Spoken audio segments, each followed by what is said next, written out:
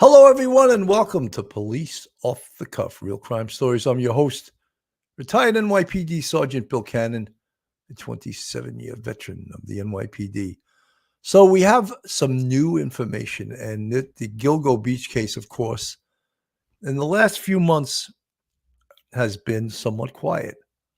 That does not mean that the entire task force is not working on this case diligently every single day. And one of the things we found out today in a press conference, which we'll play little snippets from, we're not going to play the whole press conference, is that this person you see on the screen, Asian Doe, and that's a sort of a creative way to use the word John Doe, but Asian Doe, and that this was a male, a biological male who was Asian, found in the Gilgo Beach area. They believe he was murdered in 2006 through blunt trauma, and his body was not discovered, a skeletonized body, till 2011. So he laid in the Gilgo Beach area for over 5 years. They're not sure exactly when he was killed. He was dressed in women's clothing. They believe he was also an escort. And they also believe, although they can't directly tie it, but based on where the body was found, that it is related to Rex Heuermann, as the Gilgo Beach killer, as we know him as. Currently, you see up on the screen, there's been 6 indictments so far. The Gilgo 4, Maureen Brainerd Barnes, Melissa Bartolome, Megan Waterman, and Amber Costello. And recently they added Sandra Castilla, who was murdered in 1993. Scary that it goes back that far. Brutal, brutal murder. Overkill, stab-wise. And she was found in Southampton. And then, of course, they recently added Jessica Taylor. So there's 6 indictments, but the task force is trying to identify and connect all of the Gilgo Beach murders to who they believe committed them, Rex Heuermann. But they will not announce that until they can directly attribute them to Rex Heuermann based on evidence. And there again on the screen is Asian Doe. And they believed he was a male between the ages of 17 and 23 and worked as an escort and met an extremely, extremely violent death, died from blunt trauma, and was dumped in that Gilgo Beach area. So we're gonna do a dive into this tonight. We'll place part of the press conference, and we'll go into. I'm lucky to have 2 co-hosts with me tonight. And you guys are going to be shocked when you see who the second one is. But anyway, folks, hold on to your seats, hold on to your hats, hold on to your opinions, hold on to your glass of wine, your cup of coffee, whatever you're drinking right now, because you're about to enter true crime from a police perspective. You're about to enter the off-the-cuff zone, the police off-the-cuff zone.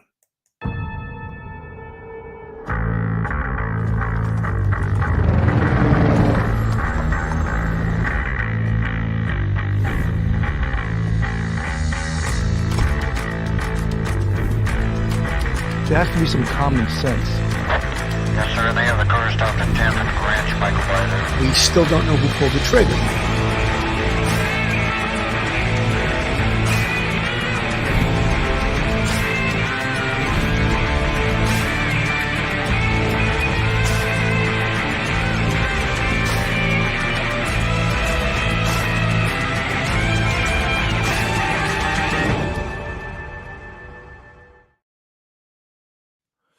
Joining me tonight, I'm going to get right into it. I'm not going to make you guys wait, is retired NYPD Sergeant, professor at Albertus Magnus College in Connecticut, attorney, part-time priest.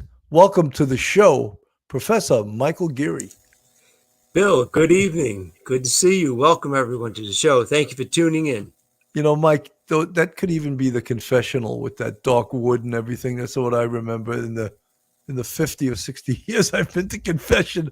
I remember it was Right? always that dark wood somewhere. And anyway, he's really Good not for the soul. he's really not a priest, guys. I just used that because his demeanor is so low key and so calm. But we have another co-host who's not so low key and so calm, and he hasn't been here in a while, but he was dying to come back, and we welcomed him back into the fold. I took that shepherd's crook and pulled him in by his legs. Welcome from Brooklyn, New York, straight out of Brooklyn, retired NYPD detective Phil Grimaldi. Phil, welcome to the show. How you doing, Billy? I'm glad to be back. Been a while, but I'm ready to go. You know, I think a lot of the folks here, Phil, they miss you a lot. I read it in the chat. They're like, "Where's Phil?" And I'm like, "What am I supposed to say? I don't know." He's MIA. He's in Brooklyn. Anything he could be laying on the side of a highway. I don't know. He's in Brooklyn. God forbid. We're back and plugged into this case for so long. So I got a hold of you today. I said, Billy, they got some new stuff. Let's jump on it. And here we are. Absolutely. So here we are again. We go back to the thumbnail here on the screen. Suffolk DA Ray Tierney offers investigative updates in regards to Gilgo Beach, and a man they're referring to as Asian Doe.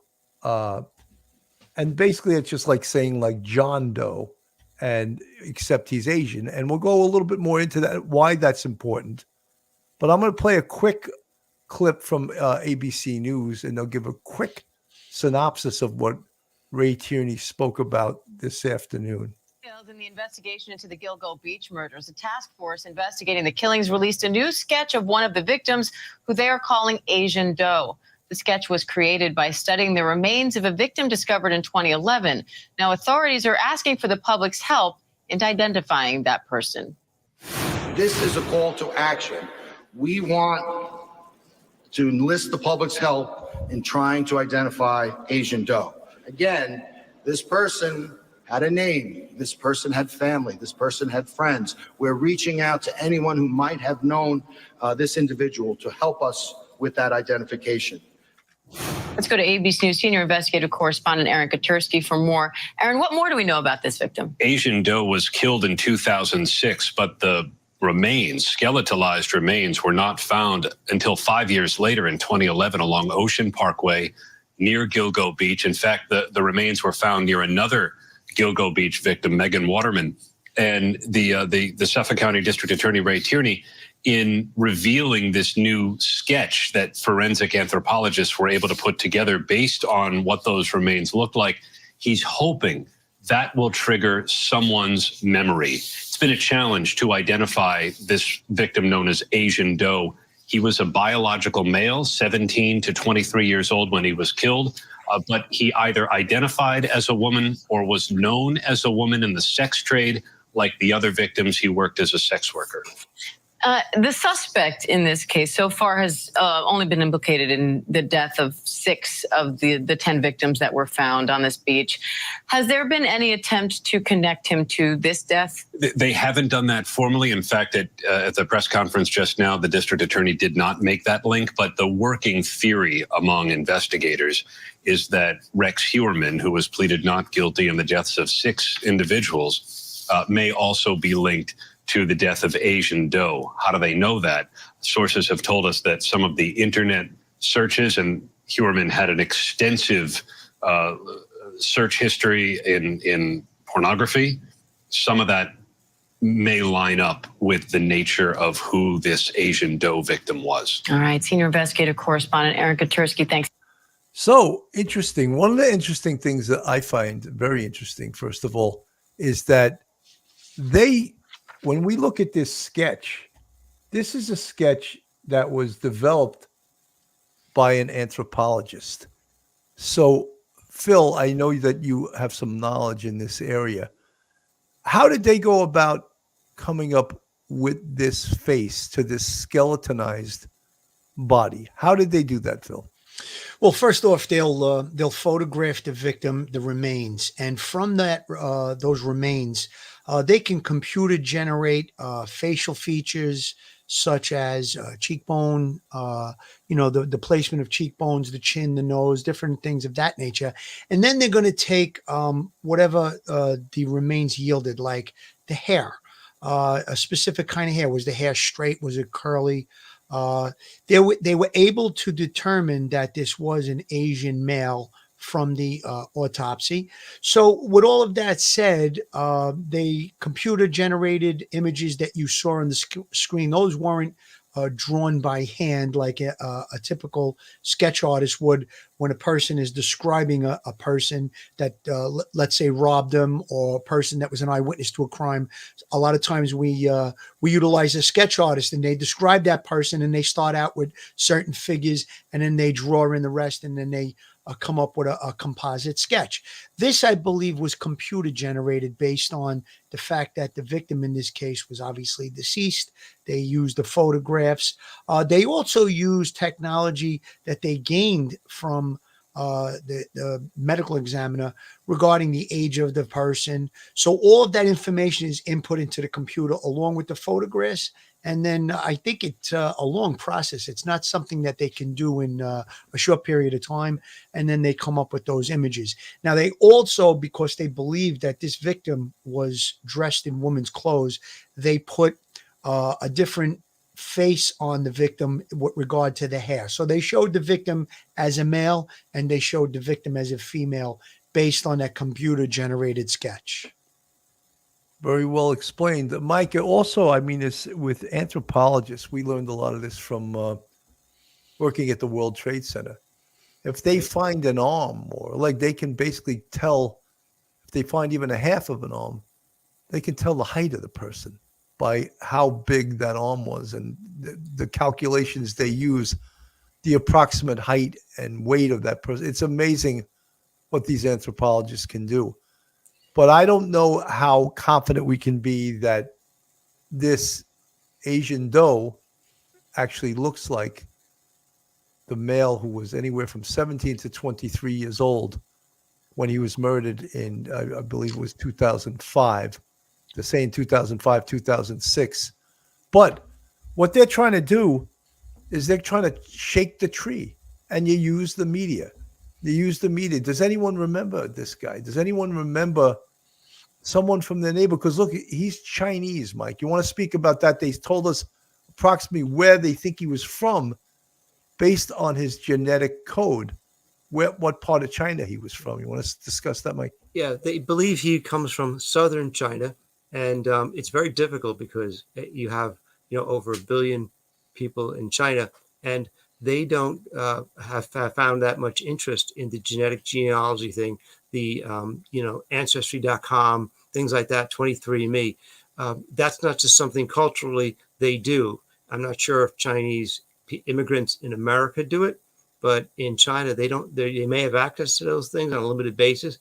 They don't really do it, so they don't really have, as for a large country like that, and for the population of Chinese in the United States and in China, they don't seem to have a really huge, deep well of genetic information. So if you put your genetic material into 23andMe or something like that, it may be very, very generalized. They may not really be able to pin it down to a particular province, that sort of thing. And so therefore you just get very general characteristics that the person probably has come from the southern area. That helps a lot because maybe it would be possible to, if there's a southern Chinese community, a community of Chinese made of southern Chinese immigrants in, say, part of, say, Long Island or New York, you could maybe flood that area with leaflets and, that sort of thing. But it is really difficult and is really time consuming.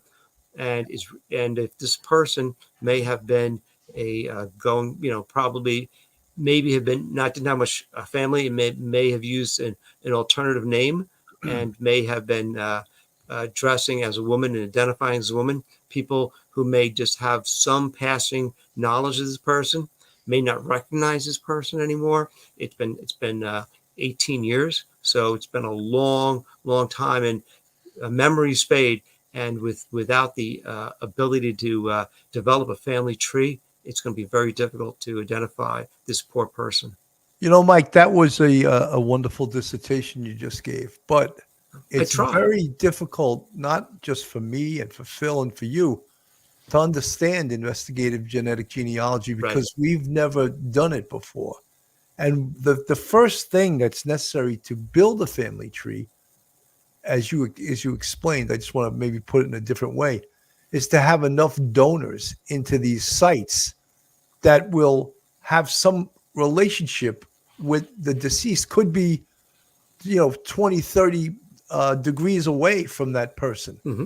But that's how they start to build these family trees. And if you don't have enough DNA contributors to build this family tree, that's why with this Asian Doe, they've tried to do it, but they haven't been successful yet. And, people were mentioning in the chat, we're getting spoiled already. Oh, investigative genetic genealogy. Yeah.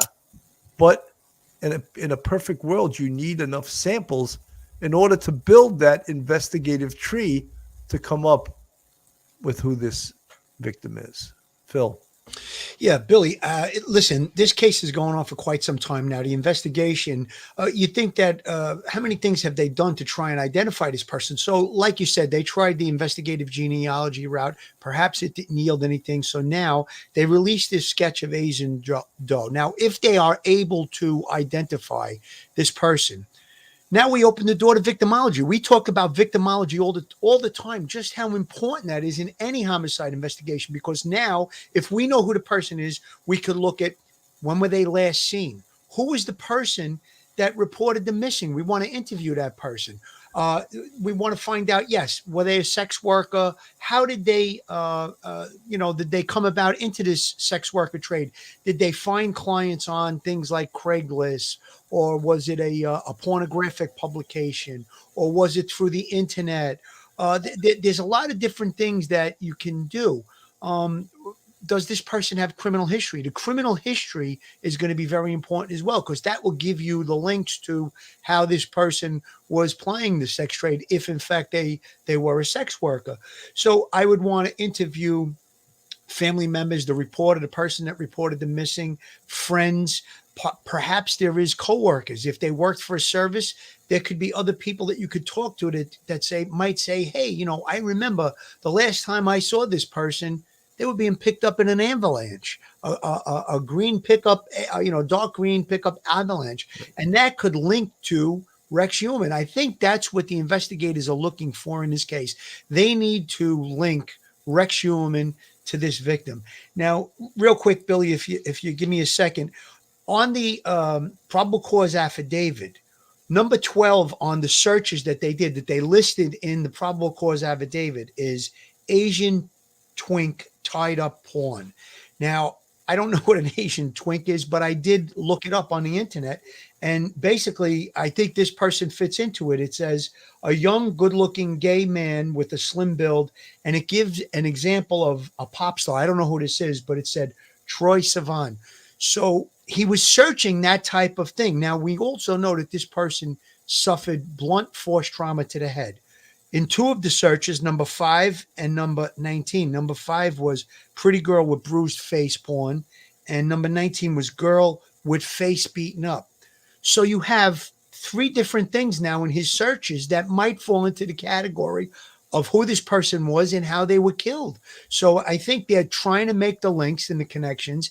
They need to identify this person to conduct the victimology. There's several other things that I wrote with regard to social media, cell phone, computer, which is, we know that that's just kind of standard stuff that they would do. So with all of those things, if they can identify this person, they may be able to link it to Rex Human. Absolutely. Let me play this from Court TV.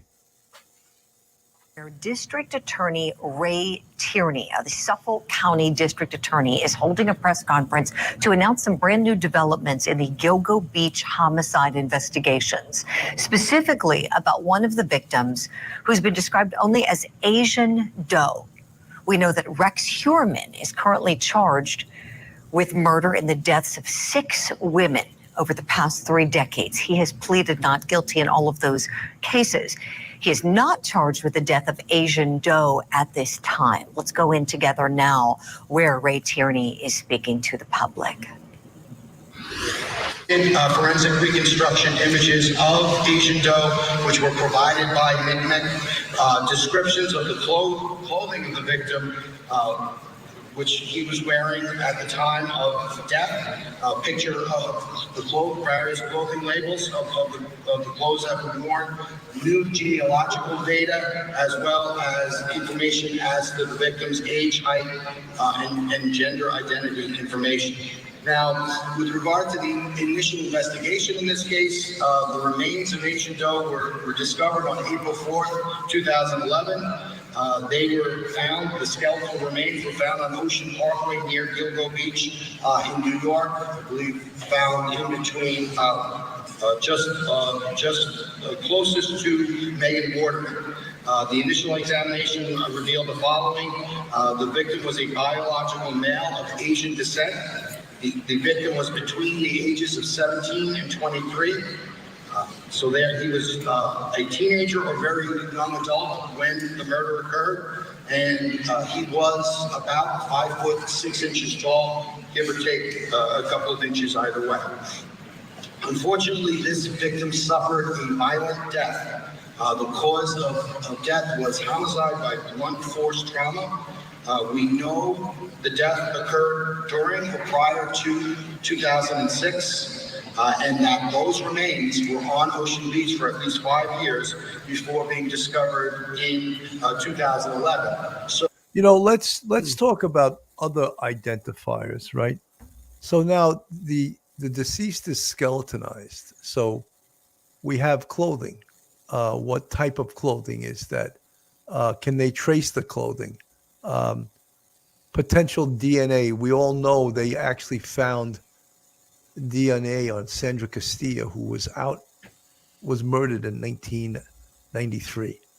So if they found DNA on her and it came back to Rex Heuermann, there's a potential, but obviously they're not ready to say, or they haven't connected it yet to Rex Heuermann, but it would make perfect sense to realize that if all these other bodies were dumped there and they've connected them to Rex Heuermann, it makes sense that Asian Doe was also one of Rex Heuermann's crimes. Mike.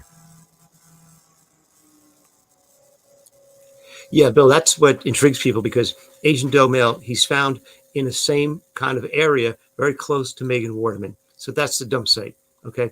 B, as Phil said, he fits at least 3 of his searches on computer fit, what's going on with Asian male. And so that you got that. And it fits the time frame, that 2006 to early 2000 time frame. And so therefore you've got that.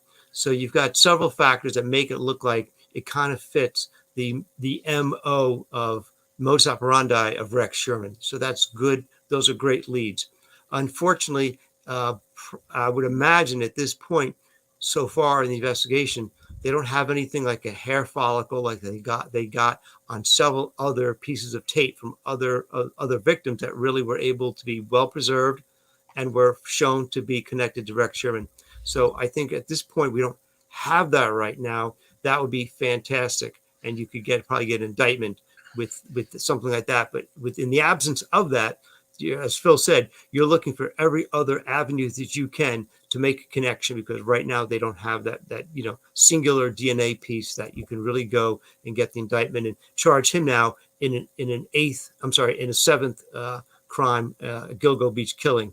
But they keep on going because you never stop, because there's always an avenue of investigation in order to tie this, if you possibly can, because I doubt this is just someone else's handiwork putting him there. Someone is 99% sure in my book that it was Heuermann because of the MO, the searches, the location where that body was found.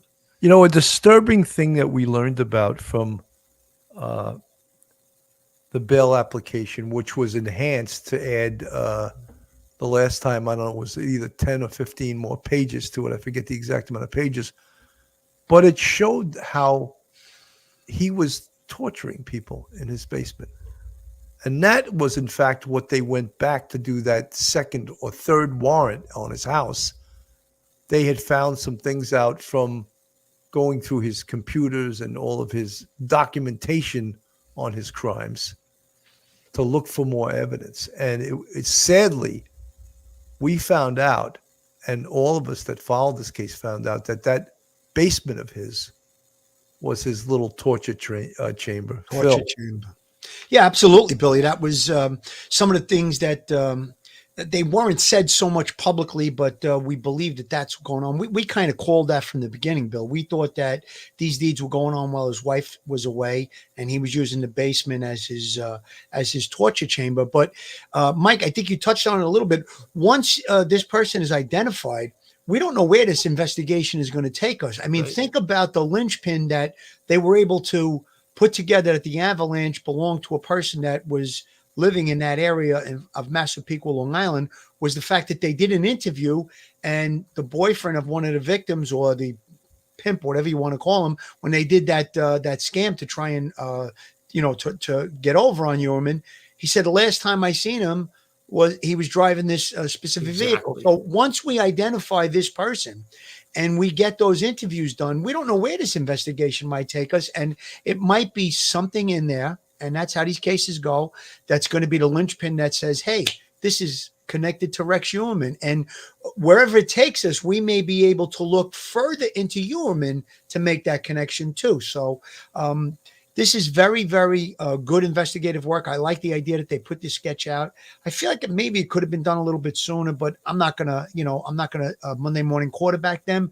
The case is going on for quite some time, but perhaps, like Mike said earlier, that and Bill, you even touched on it, the genetic genealogy does take a long time. Nothing came back from that. And so they decided to have this generated sketch, and they put it out there. And let's just hope that it does yield some information as to who this person is. Absolutely. Spread butter from the chat. How are they able to date death time? Well, the forensic anthropologists, the pathologists, they determined that this body of Asian Doe was killed anywhere from 5 to 6 years before it was found. So it laid in the Gilgo Beach dumping grounds for between 5 and 6 years. How they determine that, it's determined scientifically. I don't know exactly how pathologists and anthropologists do it, but that's how it was determined, because they have no reports of a missing person. They don't know who this person is. So Bill, can I expand a little bit on that real quick? Go ahead.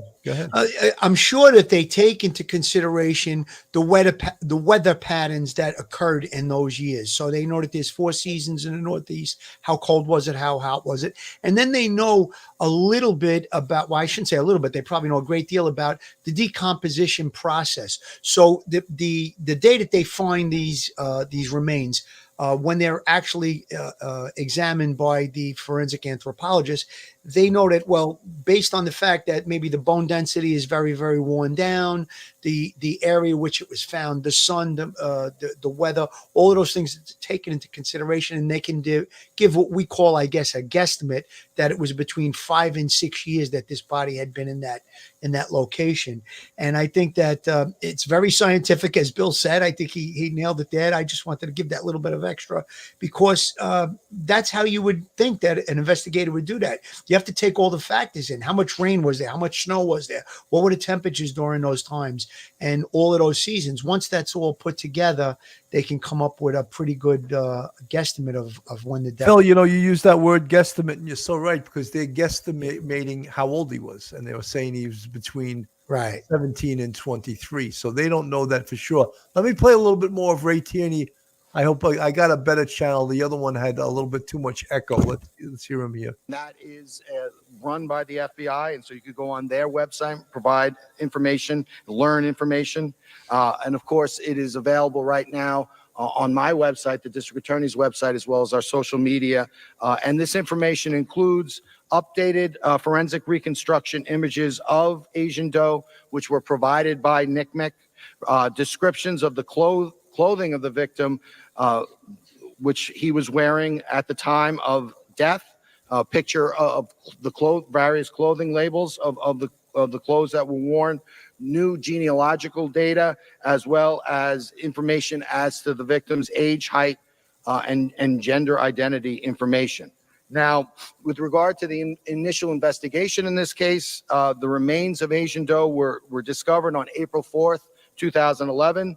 The skeletal remains were found on Ocean Parkway near Gilgo Beach in New York. I believe found in between just closest to Megan Waterman.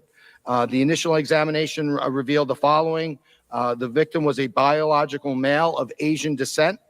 The victim was between the ages of 17 and 23.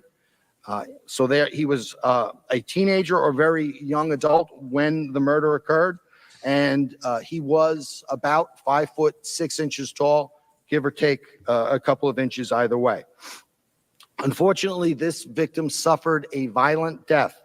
The cause of death was homicide by blunt force trauma.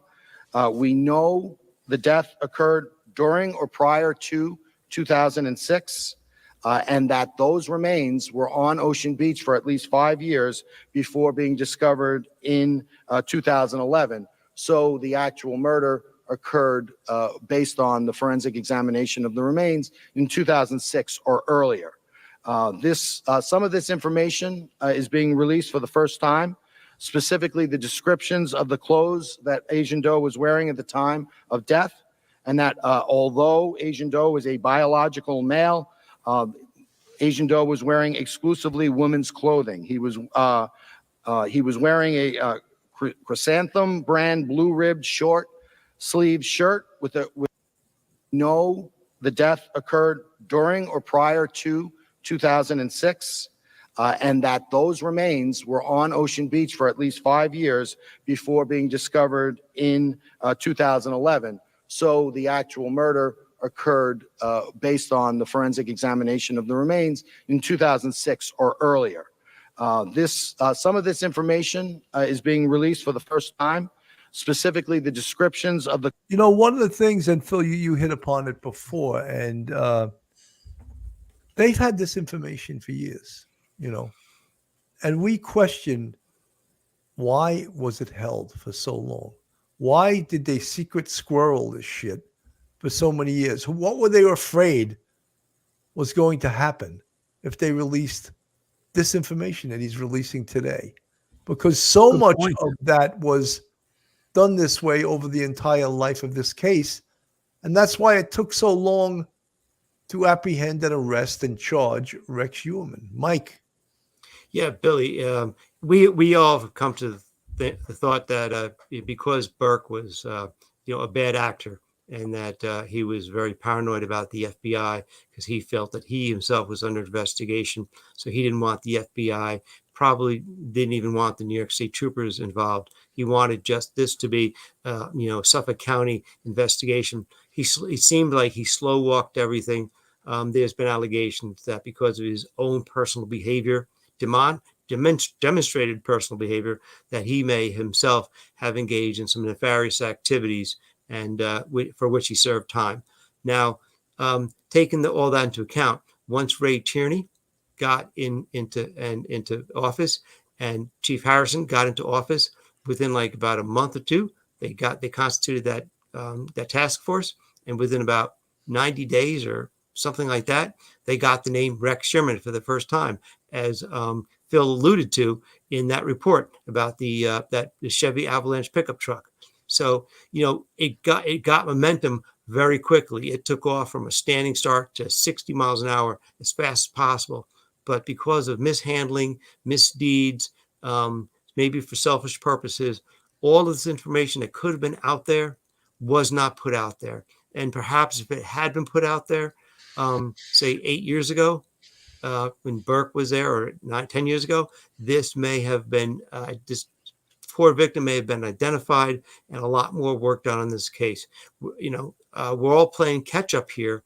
And unfortunately, as time goes on, it makes it more and more difficult to jog people's memories and to get information, critical information, like Phil said, that you need, that one big break, that linchpin that could open up a whole new avenue investigations. And that, to me, that's all on Burke's shoulders.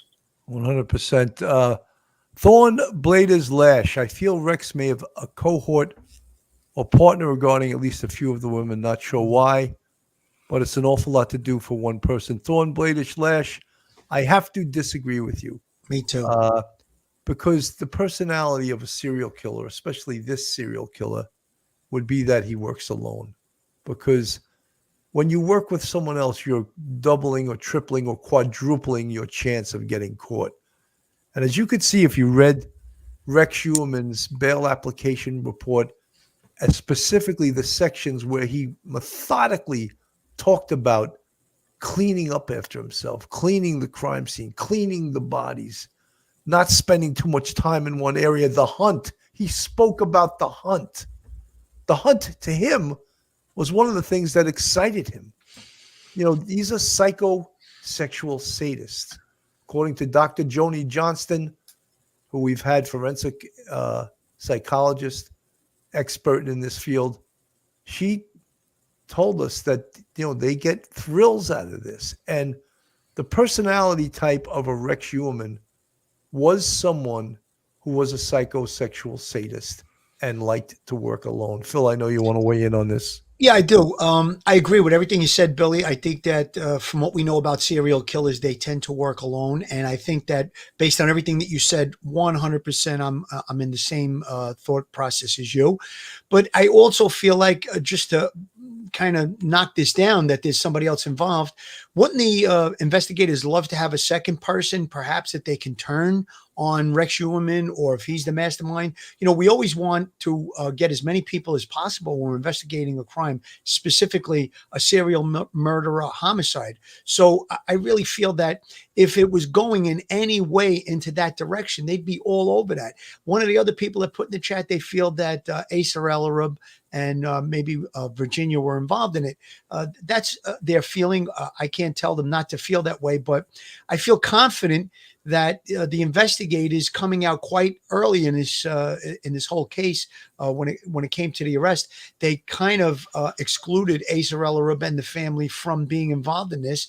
And I'm sure that there's things that they uncovered during their investigation that made them come to that conclusion. They're not just shooting from the hip on something like that. That's why I agree with you 100%, Billy. I don't think there's anybody else involved in this. And if the investigation does go in that direction, that someone, let's say one of the bodies, somebody did help them to dispose of, then I'm sure that the investigators will go right down that avenue to look for that person and try and make an arrest if that's the case. I doubt it very highly, though. Absolutely. Folks, this is Police Off the Cuff, real crime stories. If you like real crime, true crime from a police perspective, you're in the right place. If you're not subscribed, just hit the subscribe button. I put it right on the screen for your convenience. If you want to contribute to us financially, we have a Patreon with 4 different levels.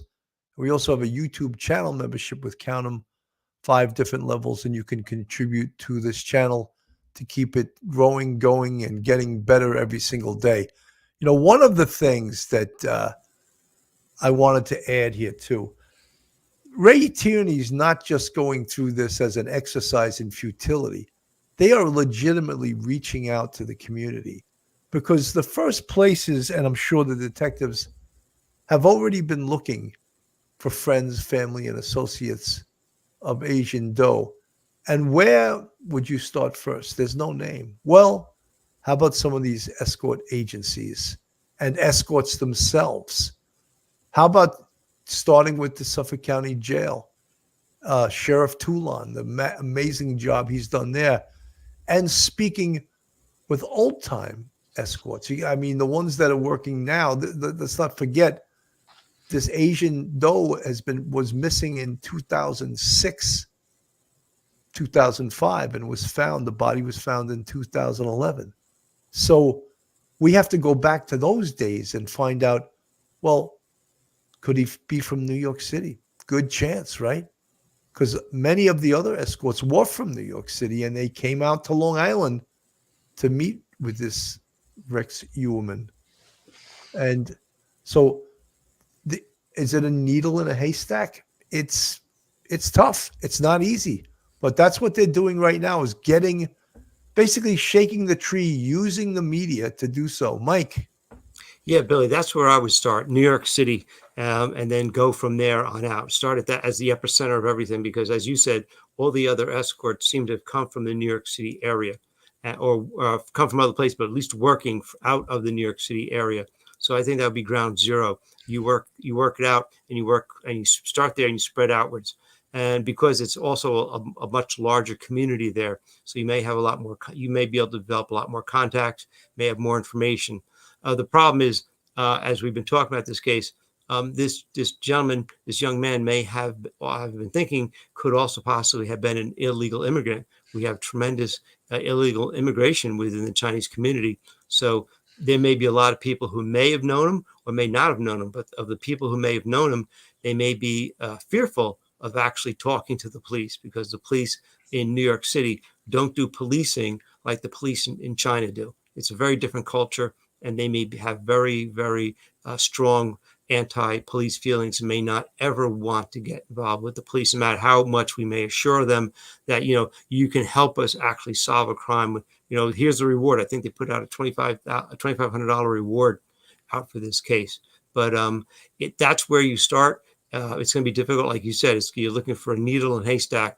But if you can get just a name is all you need. And maybe that will help you get a lot more, because once you got a name, then maybe you see what's on Huerman's computer in searches, anything like that.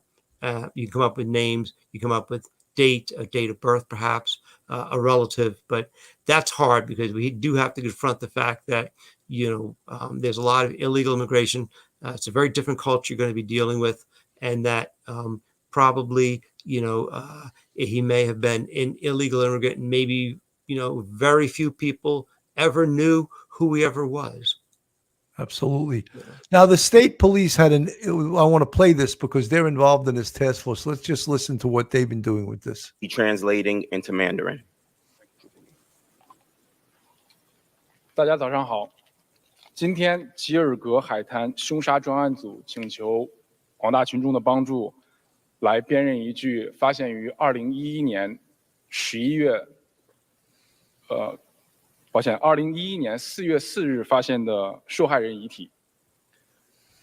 受害人为亚裔男性，有可能来自于。I won't play this whole thing, obviously, because I don't think many of us speak Chinese. But what this is doing, obviously, is reaching out to the Chinese community who mistrust the police in a big way, as it is.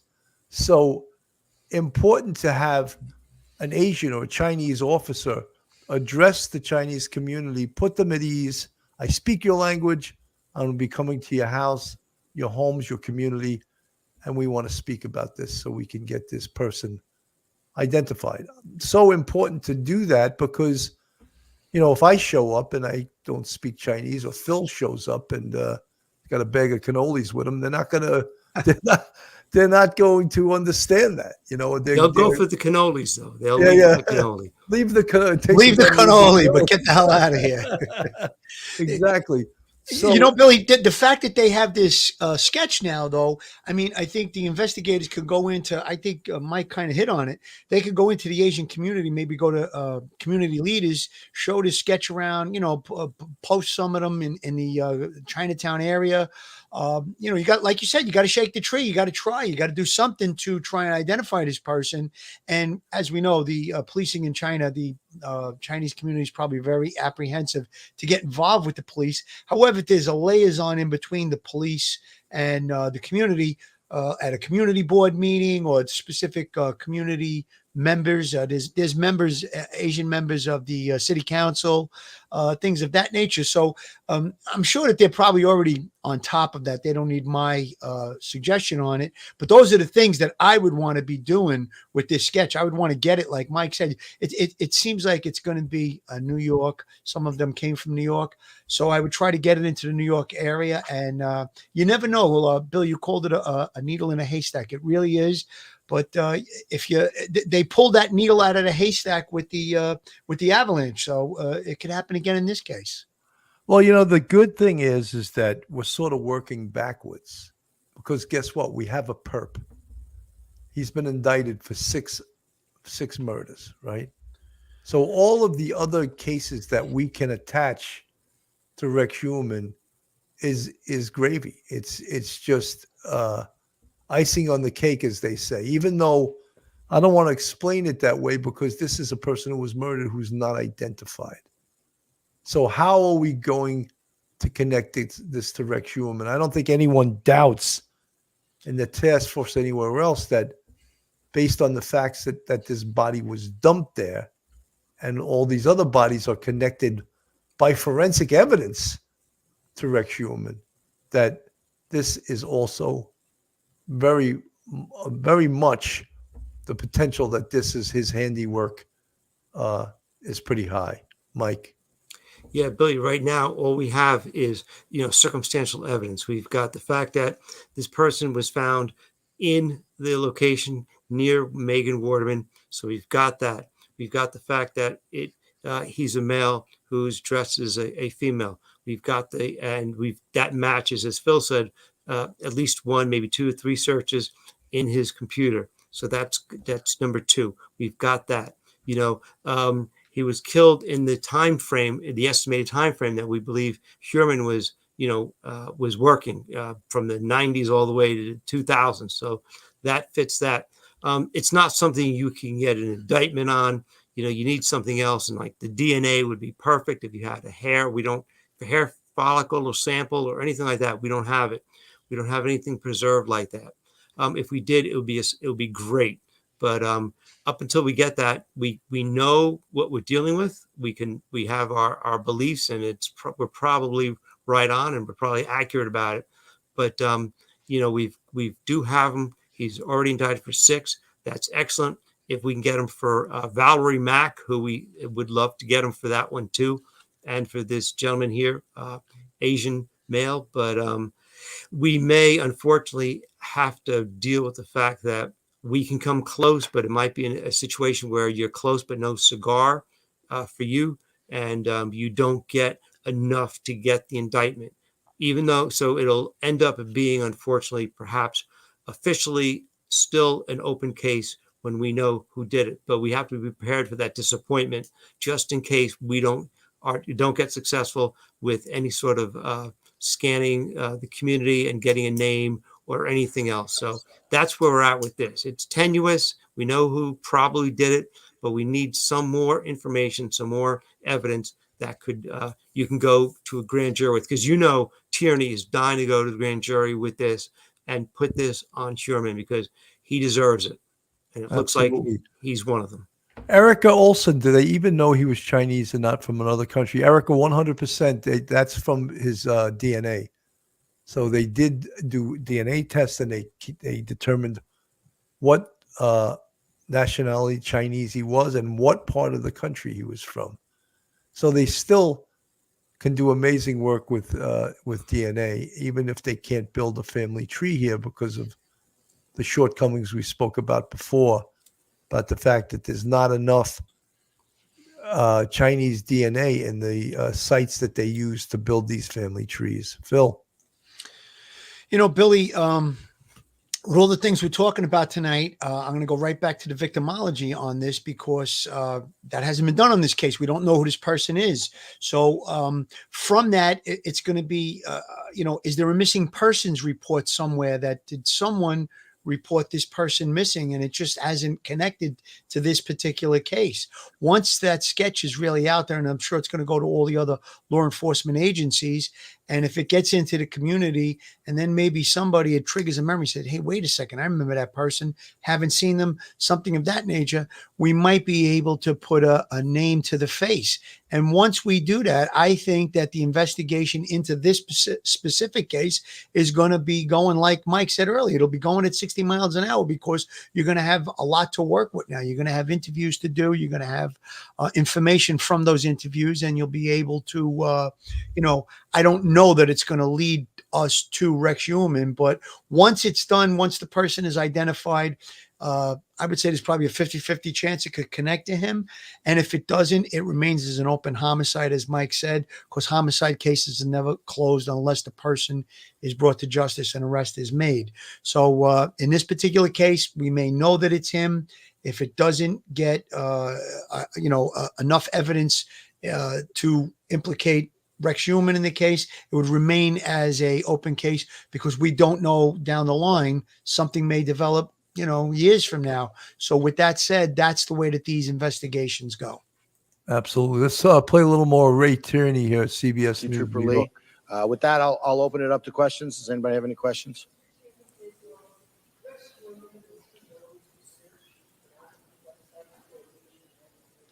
So, we have a bail document which details some of the internet searches done by the defendant, and some did contain searches using similar terms that you just described. Anything else?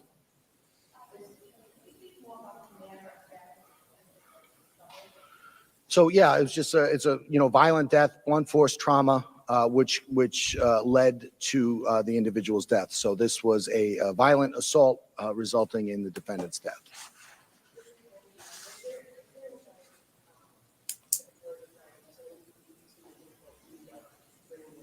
No, we don't have anyone there, but basically what it is the forensic anthropologists, forensic artists, they start at the skull, and then using the characteristics of the skull, they essentially create, and using their training, of course, they create the diagram of the individual. So we believe this is the most accurate possible depiction of the victim.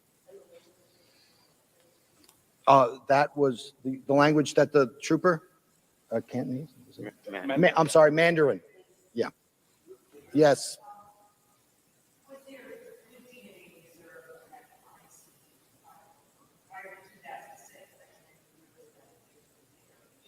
Yeah.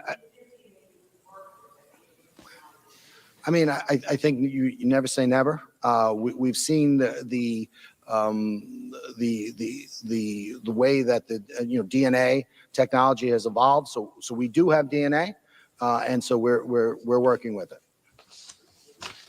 I think when he's referring, we have DNA. I mean, I think the DNA is from the victim. Yeah. Or else they would have identified the perpetrator. And we all, of course, are thinking that we know who the perpetrator is in this, but without connecting those dots, we can't just assume that. There has to be evidence. Now, this case, one of the things, and many things we've discussed as we learned more and more about Rex Human, the type of serial killer he is, and he did evolve over the years. Right now, in 1993, if that was his first murder, he was 29 years old. And that may not have been his first murder, but that may have been the first murder that they have linked to him. And that was one of the most brutal murders in this whole case. And that was of Jennifer Castilla, who was overkilled, like stabbed 27, 30 times. She was cut up.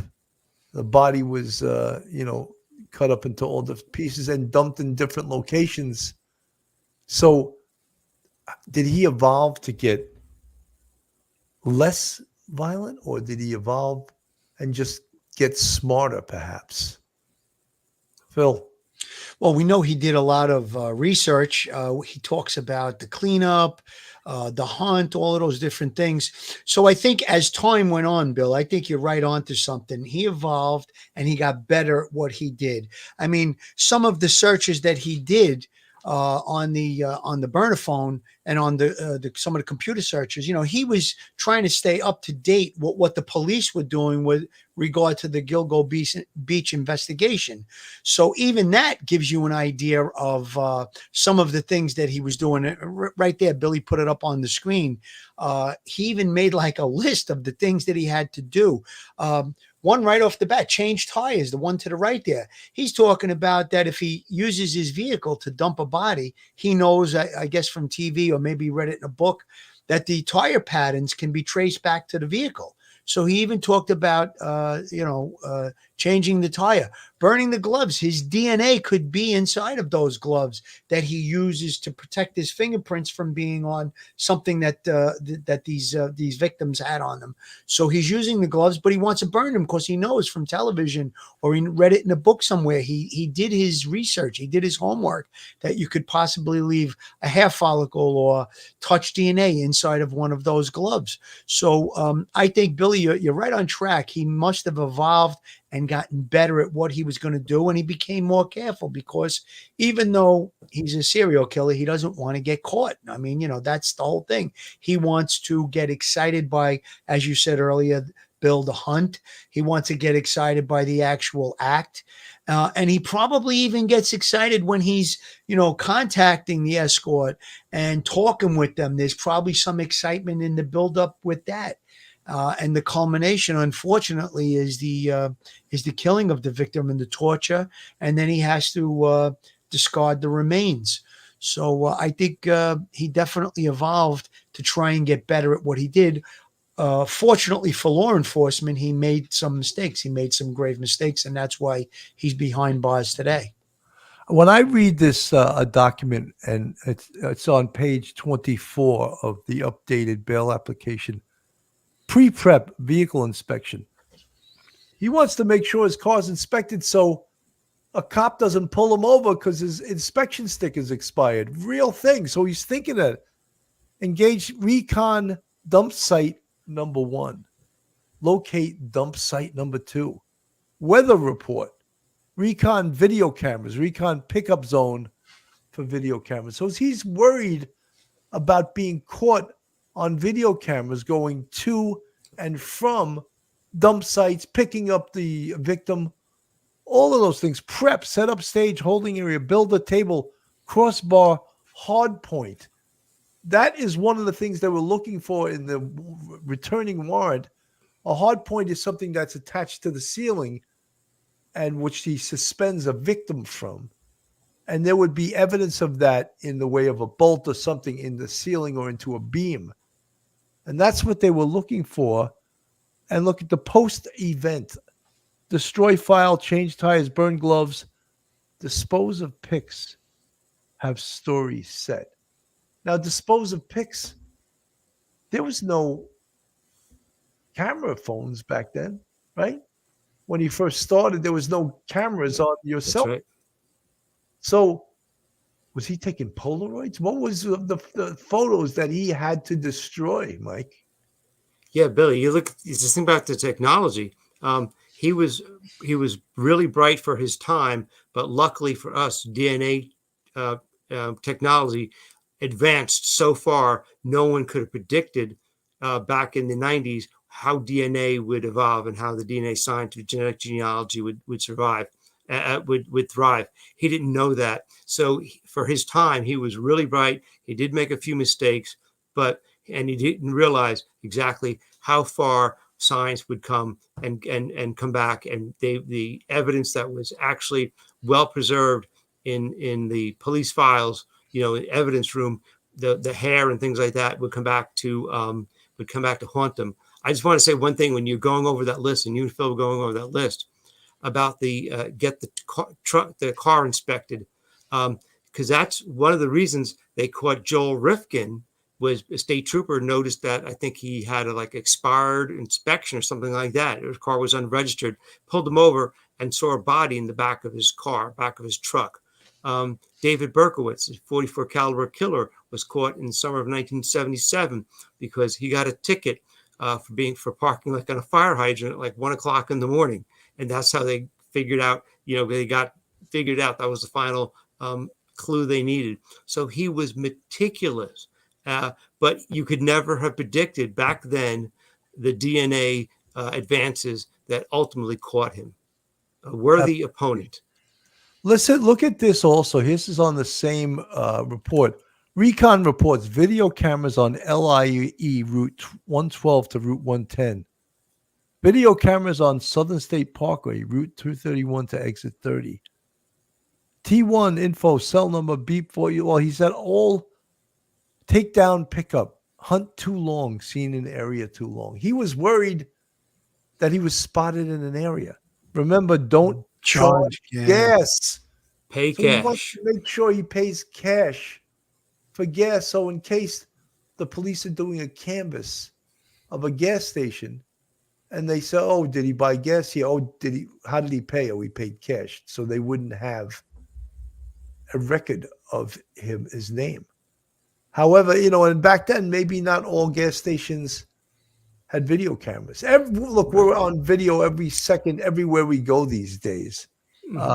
Billy, I worked in a gas station when I was much, much younger and way before video cameras. But when we would get a credit card, we would write the license plate number of the car that we just serviced, because there were a lot with stolen credit cards. So we would run the credit card, but we would also put the license plate number on the receipt. So, I mean, that's, maybe 70s when I worked in a gas station. You never know. Maybe at that time he didn't want to have a credit card receipt, because he's using his credit card for purchasing gas in an area where a person was abducted from. So he was dotting his I's and crossing his T's. Absolutely. This document is just a, body prep, wash body inside and all cavities, remove trace evidence, fingerprints, hair, remove trace DNA, remove ID marks, tattoos and marks. We won't get into that right now. Remove marks from torture. And he spelled torture wrong. Remove head and hands, package for transport. So this is such scary stuff. Dispose of the following: tools and devices, clothes and personal items, drop cloths, wipes and towels, props, toys, wood items, anything that touched what you wore. Destroy book and computer files, burn gloves, dispose of box of plastic bags to avoid trace. So this is a well thought of, well planned, well executed. I hate to use that word, executed, but he planned. He was a thinking, organized serial killer. Mike.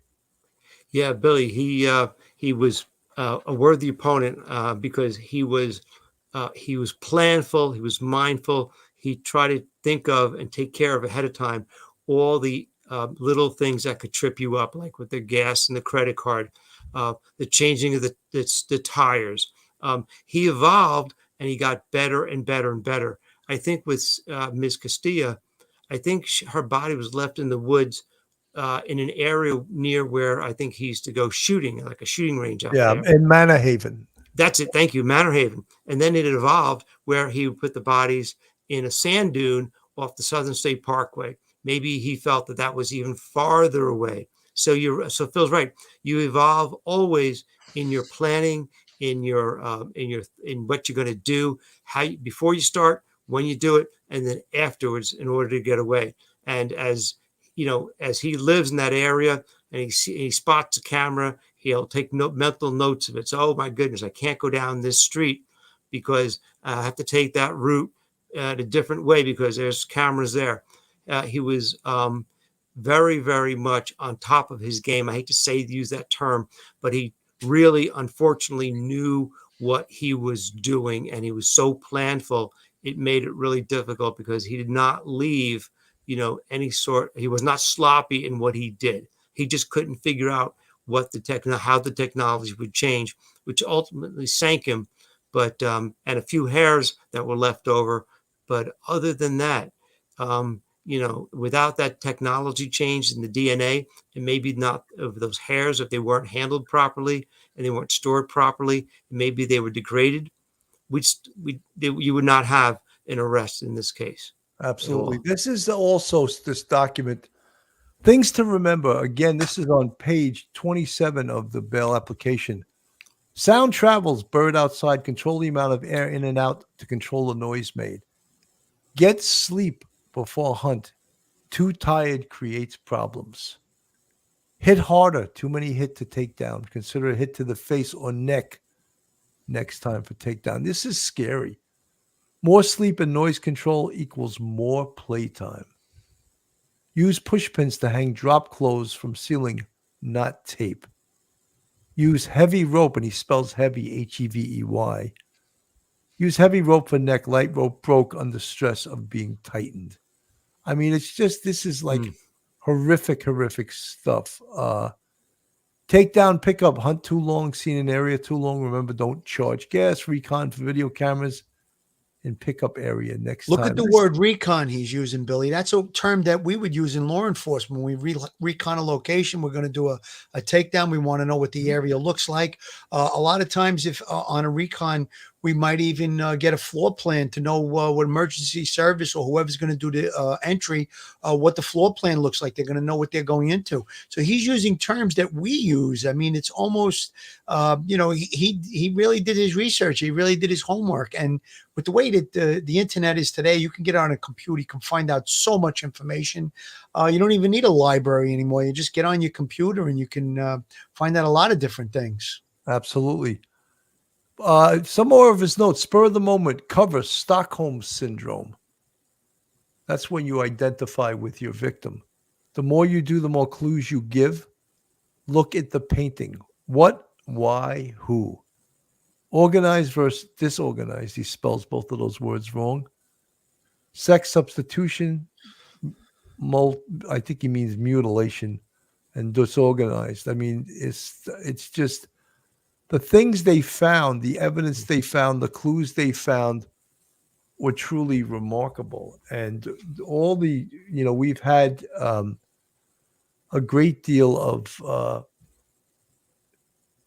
serial killer experts on this show and other shows in connection with this. We had Dr. Joni, and then we had Dr. Mercado has been weighing in on this case. And they are also sort of, I don't know how to put it. They're interested in Rex Heuermann as he's sort of a case study in serial killers. Mike. Yeah, Billy. When you think of what he did, all the reconning he did, all the preparation, and I think the last page you looked at when he had like mutilation, he had the letters PG and a number. I think he was referring to that FBI book, like Mind Hunter or something like that. Yes, he was. Yes, yeah. Because he had read that book and he noticed things about what comments were made about hunting down serial killers and how the FBI went about analyzing them. And so he put that in there, Mike. He said organized and disorganized. That's right out of the FBI playbook. That's how much he worked hard. That's how hard he worked to get away with what he was doing. This to him was an immense operation, and it took a long time. He did it over a long period of time. And when he grabbed one of these girls and he attacked them and he had them in his basement, he was master of his own destiny, and these girls were subject to his whim, and he got off on that. It's like there was a movie, Christian Bale's American Psycho, kind of thing. This is like 10 times worse than the worst of that movie ever could possibly be, because he was so organized in almost everything he did. I mean, that would also sort of be what you would expect from an architect. Yeah. To be super organized, to make lists, to write things down, Exactly. And that's, I would imagine an architect is a lot like an engineer. They think everything is, they can solve everything with their brain, and by being organized and writing things down, that's how he kept track of all the things he was doing. Billy, when you talked about him evolving, think about it. As the police technology, law enforcement technology evolved, he tried to evolve right along with it, because when he first started this killing spree, there wasn't nearly as many video cameras as there are now. And a lot of these video cameras, he noted in between exits on the Southern State or out there in the LIE, he knew he did his recon and he was writing it down how many there were. And then he also knew that the DNA technology had evolved, and that fingerprints and a touch DNA of things of that nature. So as our technology evolved that we use to capture people, he evolved along with it and took precautions to not leave DNA, to not leave fibers, to not leave hair. Luckily, he did leave some hairs that obviously were his and members of his family, but they may have been so small and minuscule, or just maybe a single hair and he didn't see them. So yeah, he definitely evolved over time. I think that was typical of an architect. Like you said, Billy, he's going to write stuff down. He's going to, really, the architect is the guy that puts the whole plan together when you're going to do a construction project. So he's like the linchpin of everything. And, he took his trade that he earned his living on and he applied it to the serial killing. Absolutely. I want to play a little bit this from News Nation. Long Island, releasing new sketches of another possible victim of alleged Gilgo Beach serial killer Rex Heuermann. The remains of an unidentified male were found on Long Island more than a decade ago in April of 2011. He's believed to have been in his late teens, possibly early 20s, and is being referred to as Asian Doe. Senior national correspondent Laura Ingle is live on Long Island. Laura, what else are we learning from today's announcement? Hi, Nicole. Yes, we had a significant development announced here today in Suffolk County by the District Attorney Ray Tierney, releasing these new renderings that give us a much clearer and more detailed look at who this victim could be. And for years, you're right, we've only had that description as Asian Doe, and it was just kind of this rough sketch. But now we have these images to share with you, and they are hoping that somebody out there will see these images and come forward. Now, the District Attorney, Ray Tierney, unveiled those detailed renderings whose remains were discovered in April of 2011. And the remains, here's what's interesting, were found just 300 feet away from one of the Gilgo 4 victims along Ocean Parkway on Long Island. Investigators with the Gilgo Beach Task Force announcing that work from forensic artists and genetic genealogists have assisted to depict the man's skin tone, features, and now believe he was of Southern China descent. That is a new detail. And these new renderings also show the victim with different hairstyles. And for the first time, we are seeing the women's clothing labels from the items that were recovered with his skeletal remains. They include a blue ribbed short sleeve shirt with a crew neck. We saw the tags on that. Bill Blast pants and a bra. And investigators hope these new images all combined will bring someone forward. And despite our best efforts, this person still remains nameless. And by nameless, I mean to us, to members of the task force. This person certainly had a life and loved ones and friends who knew them by their name. And Tierney would not confirm if the Gilgo Beach suspect, Rex Heuermann, is a person of interest or even a suspect in this case, saying any speculation about the potential killer doesn't matter until you can bring charges. And then when we asked him if there was DNA that was usable found with this victim, Tierney said, quote, "There's always DNA."